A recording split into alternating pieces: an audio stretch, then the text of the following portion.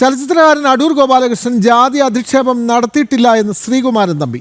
അടൂരിന്റെ നിലപാടിനോട് യോജിക്കുന്നു. വാണിജ്യമൂല്യമില്ലാത്ത സിനിമകൾ സർക്കാർ അധികം ധനസഹായം നൽകേണ്ട എന്ന നിലപാടാണ് തനിക്കുള്ളത്. പുഷ്പവതിയുടെ പ്രതിഷേധം തെറ്റായ രീതിയിലായിരുന്നു. തനിക്ക് പുഷ്പവതിയെ അറിയില്ല എന്നും ശ്രീകുമാരൻ തമ്പി പ്രതികരിച്ചു.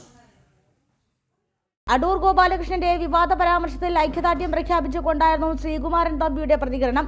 അടൂർ ജാതി അധിക്ഷേപം നടത്തിയിട്ടില്ലെന്ന് ശ്രീകുമാരൻ തമ്പി. അടൂർ പറഞ്ഞ നിലപാടിനോട് യോജിക്കുന്നു. വാണിജ്യ മൂല്യമില്ലാത്ത സിനിമകൾ സർക്കാർ അധികം ധനസഹായം നൽകേണ്ട എന്ന നിലപാടാണ് തനിക്കുള്ളതെന്നും ശ്രീകുമാരൻ തമ്പി. അടൂർ ഗോപാലകൃഷ്ണൻ പറഞ്ഞതിൽ എന്തോ തെറ്റ്. 1.5 കോടി രൂപ ഗവൺമെൻറ്റിന് പണം കൊടുക്കുന്നു. അത് നമ്മുടെ പണമാണ്, ജനങ്ങളുടെ പണമാണ്. 1.5 കോടി രൂപ കൊടുക്കുന്ന ഒരു വ്യക്തി അതിനർഹനാണോ അല്ലെ അർഹയാണോ എന്ന് പരിശോധിക്കുന്നത് തെറ്റാണ്. വെറുതെ 1.5 കോടി അങ്ങ് എടുത്ത് കൊടുക്കാൻ പറ്റും. അടൂർ പറഞ്ഞ നിലപാടിനോട് യോജിക്കുന്നു. കോൺക്ലേവ് വേദിയിൽ പുഷ്പവതിയുടെ പ്രതിഷേധം തെറ്റായ രീതിയിലായിരുന്നു.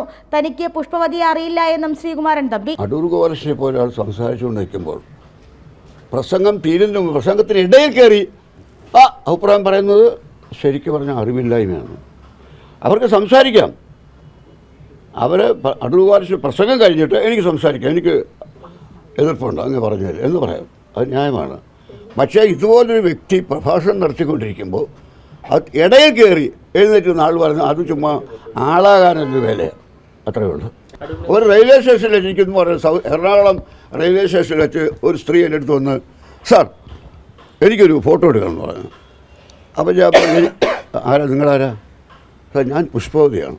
അപ്പോൾ എനിക്കറിയില്ല പുഷ്പവതി ആരാണ്. തൊള്ള കാര്യം തുറന്ന് പറയാം, എൻ്റെ അറിവില്ലായ്മയായിരിക്കാം.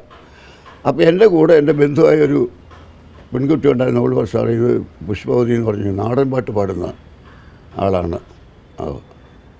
ഒരു ഫോട്ടോ എടുത്തു. ഞാൻ ഒരു ഫോട്ടോ എടുത്തു, 2 വീട്ടിൽ ഫോട്ടോ എടുത്തു. ഇതാണ് എനിക്ക് പുഷ്പവതിയെക്കുറിച്ചൊരു പരിചയം. സിനിമാ വ്യവസായത്തെ പൂർണ്ണമായി നിയന്ത്രിക്കാൻ സംസ്ഥാന സർക്കാരിന് കഴിയില്ല.